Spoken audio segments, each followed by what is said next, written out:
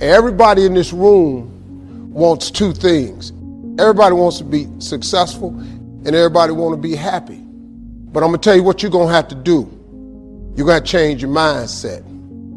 I ain't got no more than none of y'all got. God gave me the same thing he gave y'all. He don't love me more than he loved you. But you have got to change your mindset. If you think that they're gonna mail this money to your house, you're dead wrong about that. If you want to be successful, you got to change your mind, and you're gonna have to have some faith. My mentor said, learn to work harder on yourself than you do on your job. I got the message. Then he added, if you work hard on your job, you can make a living. If you work hard on yourself, you could make a fortune. I had never heard that kind of philosophy before. He said, success is something you attract by the person you become. Success is not something you pursue. Success is something you develop, something you become. You attract success.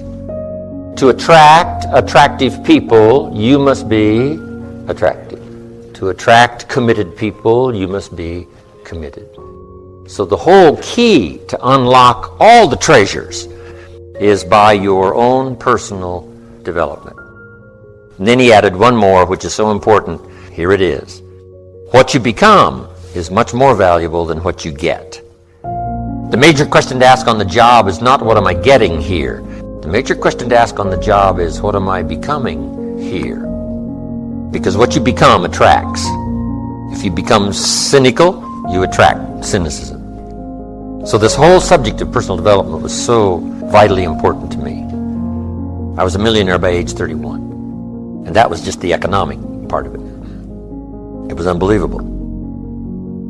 To me, success is like knowing the combination to a lock. If you know the combination to a lock, it doesn't matter if you're male or female, you're 55 or you're 16, your IQ is 150 or your IQ is 93. And the problem is, most of us are going through life and we don't know the combination. And if you know a system always produces a predictable result. And so I want to share with you the basics of a system that works. No matter what you're starting out at, wherever you are, it will work for you. Now, the promise I always make people is threefold. If you do this work and you apply it to your life, and the key is apply it, not just listen to it. Now, Jim Rohn says you can't hire other people to do your push-ups for you. I love that quote. There are things that no one else can do for you. So the first principle building on that says you must take 100% responsibility for your life and your results. And what that means is you have to give up all blaming, all looking out at the world and saying, well, if the world were different, then I would be better off. We go through all these things where we say, if it wasn't for that, if it wasn't for the war, if it wasn't for him, if it wasn't for her, then my life would be working perfectly. But there's a little formula I learned. It says E plus R equals O. And what that stands for are the events in your life, you have a response to them, and that creates outcomes. For example, if I put $200 in front of you and you go out and party with it, but if I put that $200 in front of you, that's the event, your response is you invested, so now your net worth went up. Same event, different responses. Basically, it's not what people say to you, it's not what they do to you. And if you want a different outcome, because E plus R equals O is like 2 plus 2 equals 4, responsibility means you have the ability to change your response to something other than what you're currently doing.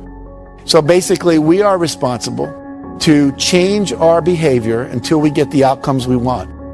I want to give you a business example. A friend of mine during the first Gulf War was a Lexus dealer, and people stopped coming in to buy Lexuses. They were all watching CNN and CNBC, and plus we were having a minor recession, so people were holding on to their discretionary income.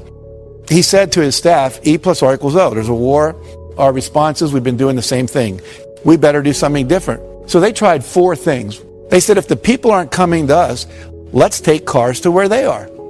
So they would go out with 5 or 6 Lexuses, and they'd go to a party. They go up and say, Tom, what do you do for a living? And then I would say, have you ever driven a Lexus? You know, we have a new LS400 outside, never been ridden by anyone. It's got the new seats that have the air that comes out that can keep you warm or keep you hot. Would you like to take a little spin with me, see what it's like? Now, you come back in. Let me ask you a question. How many of you have ever test driven a new luxury car and then got back in your old car. Well, they ended up selling over 60% of the people they did that with a new car within 2 weeks. And if you keep experimenting like that, you'll find the R that works, but you have to be willing to take a risk. And the reason most of us don't do that is we don't want to feel uncomfortable, because all new things require discomfort. Now, most of you remember learning to drive a car, but after a couple months, you're there driving with your knee, you got a Big Mac in your left hand, you're breaking up a fight in the back seat with the kids with your right hand. But you have to be willing to go through that awkward, uncomfortable stage. So what I want you to do is to realize that life is an experiment. You have lots of responses that are possible. So there's 3 kinds of responses. Number 1 is your behavior. Number 2 is your thoughts. Number 3 is the images you hold in your head.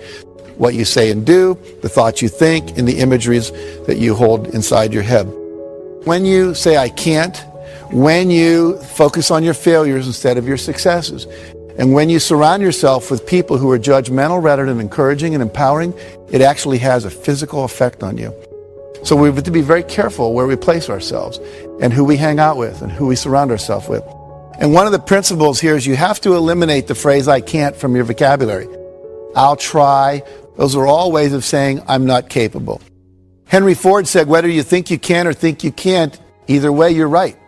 Because if you think you can, you will try. And if you try, you're probably going to pull it off. And if you think you can't, you won't. And if you don't try, then you're not going to get it done at all. Make sense? I can tell you story after story. I met a kid named Kyle Maynard last year. He has no legs past the knees. He was the number 2 wrestler in the state of Georgia his senior year in high school. He can type 150 words a minute with the stubs of his arms. When I hear that and I look at these people, I think, what's my excuse? There's nothing you can't do. And all those people that are out there that are doing anything that you go, wow, that's great, is just a model for you that says this is possible. And if they can do it, I can do it. Now, another principle is you've got to surround yourself with positive people. Jim Rohn said, again, you're the average of the 5 people you spend the most time with. If your friends are victims and their lives aren't working and their marriages don't work and they're not making money, that's a reflection back. And what I teach people is always try to get with the people that are the next level up. Get in their space, learn what they do, how they think, etc. General Wesley Clark, who I interviewed, said, it doesn't take any more effort to dream a big dream than it takes to dream a small dream. Most people hone down their dream because they can't see how they can do it. Dream as big as you want. Big dreams are exciting. Big dreams attract big people.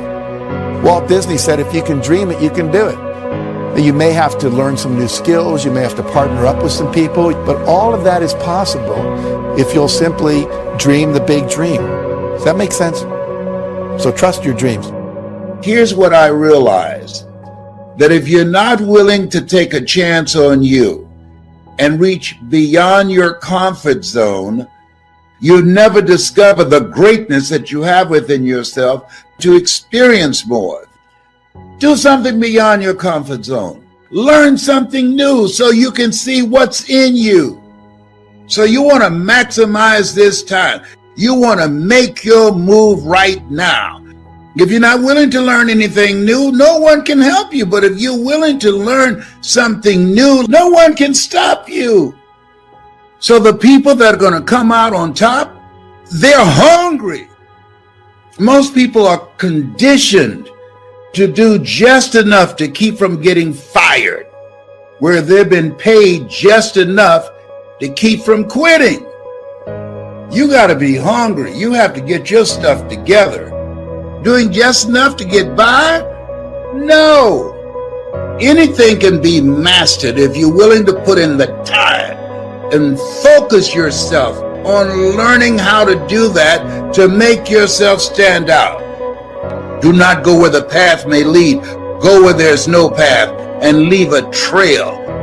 I want you to max out your life. I want you to max out your business. See, you were made to do something great with your life.